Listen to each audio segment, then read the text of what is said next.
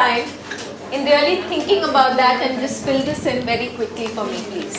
Think about it, and if you feel nobody is doing it right now, who do you think should be doing it? If you have a resource that you can think of, put in the name of the resource. If you feel you need somebody to do this, yeah, then please put that in as well.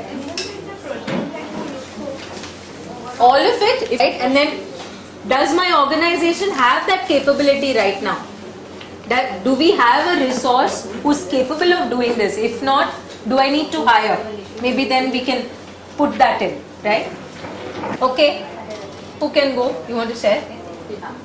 Yeah. We have a very simple thing because everything is done by just collecting data. All the volunteers collect the data. Okay. Then collating and organizing data is done by the office. Okay. One sec. Let's everyone come back here. Yeah. VK is sharing what happens. All the volunteers collect the data. Okay. Then collating and organizing is done by the office staff.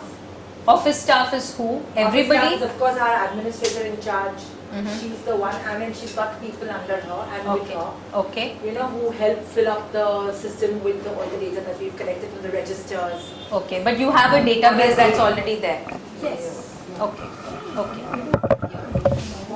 Then analyzing the data is, if we have projects, then we are analyzing the data. The project, yes. You know, if we have projects, but otherwise there's no real data as such that we are analyzing. No, but what about this data? Where the example that you shared is a project? That awareness? The awareness? Yeah, those are held periodically, not on an ongoing basis. Correct. So that data who analyzes? So you've done the sessions in so many schools, so many children, maybe in a particular area suddenly you found a large number of cases coming up, right? Then how would you take that decision of, oh, okay, this is a trend that I'm seeing, then maybe when I went to Kandivali, this is what happened. So now I need to make sure that I'm covering all of Kandivali and this particular... Yeah. Analysis, again. If we do not have the funds, if you're the data analyst, you please make sure it's there as part of your job role. You're doing it. Every month you are looking at the data and preparing a report. Even if nobody but yourself reads the report.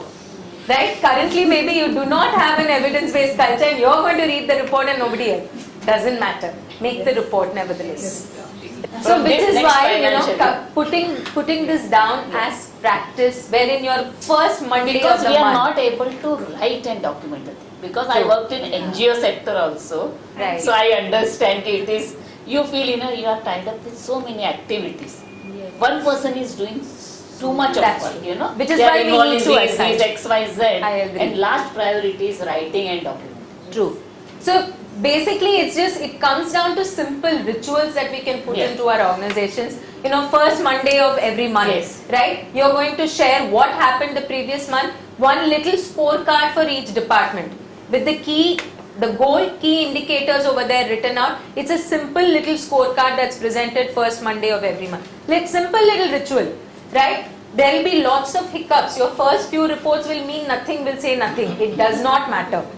Keep at it and automatically you will realize that people will start relying on that data. They'll want to know, have referrals gone up? Has the number of children been diagnosed? Has it gone up? Right? Am I able to make sure that more ANC mothers are delivering healthy babies? Automatically you will be looking at the data. It's just a culture that we put in. You know, initially how in school we have prayers, it's like that.